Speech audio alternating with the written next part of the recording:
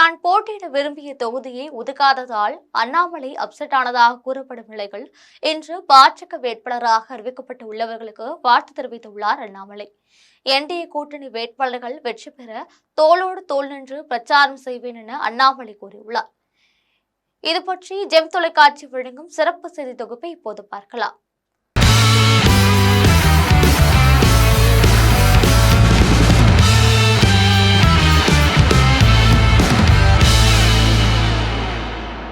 தமிழக சட்டசபை தேர்தலில் அதிமுக கூட்டணியில் இடம்பெற்றுள்ள பாஜக போட்டியிடும் தொகுதிகளுக்காக வேட்பாளர்கள் பட்டியல் வெளியிடப்பட்டுள்ளது.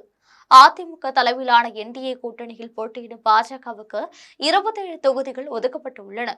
கடந்த திங்கட்கிழமையே வேட்புமனு தாக்கல் தொடங்கிய நிலையில் வரும் ஏப்ரல் 6ஆம் தேதி வேட்புமனு தாக்கலுக்கு கடைசி நாள்.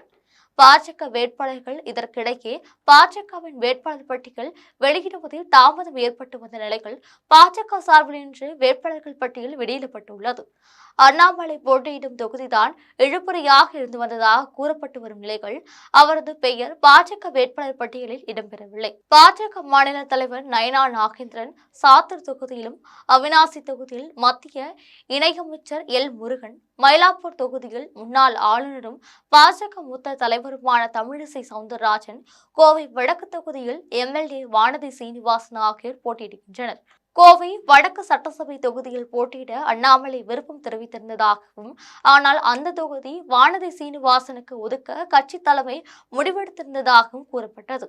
இதனால் கடும் அப்செட்டான அண்ணாமலை பாஜக ஆலோசனை கூட்டத்திலும் பங்கேற்கவில்லை. அண்மையில் பிரதமர் மோடி கோவை வந்தபொழுது அவரை வரவேற்கவும் அண்ணாமலை செல்லவில்லை. பிறகு அண்ணாமலையுடன் பாஜக தலைவர் பியூஷ் கோயல் பேச்சுவார்த்தை நடத்தினார்.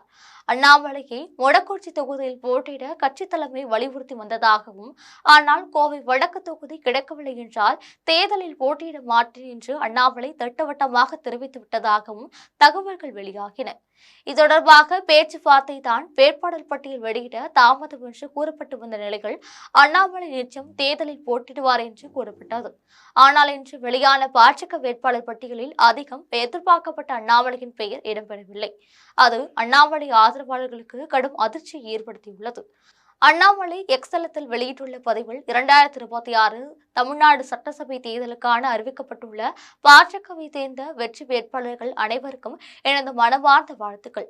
ஊழல், செயலற்ற தன்மை மற்றும் திமுகவின் துரோகம் ஆகியவற்றால் சலிப்படைந்துள்ள தமிழ்நாட்டின் ஒவ்வொரு சகோதரர் மற்றும் சகோதரியின் ஆதரவையும் இவர்கள் பெற்றுள்ளனர். பிரதமர் நரேந்திர மோடியின் தொலைநோக்கு பார்வைமிக்க தலைமையின் கீழ் இந்தியா வலிமையுடனும் பிரமாண்டமாகவும் ஒரு தெளிவான நோக்கத்துடனும் முன்னேறி வருகிறது. நாடு இவ்வாறு முன்னேறி கொண்டிருக்கும் வேளையில் தோல்வியடைந்த ஆணவம் நிறைந்த மற்றும் சுயநலம் மட்டுமே கொண்ட திமுக அரசால் தமிழகம் பின்தள்ளப்பட்டுள்ளது. ஒரு கட்சி தொண்டனாக வரவிருக்கும் சட்டசபை தேர்தலில் தேசிய ஜனநாயக கூட்டணி 210 இடங்களில் வெல்ல வேண்டும் என்ற இலக்குடன் நமது வெற்றி வேட்பாளர்களுக்காக பாஜக மற்றும் பிற என்டிஏ கூட்டணி வேட்பாளர்கள் அனைவருக்கும் தோளோடு தோள் நின்று நான் தேர்தல் பிரச்சாரம் மேற்கொள்வேன் என தெரிவித்துள்ளார். இதுபோன்ற அரசியல் செய்திகளுக்காக எப்பொழுதும் ஜெம் தொலைக்காட்சியுடன் இணைப்பில் இருங்கள். நன்றி, வணக்கம்.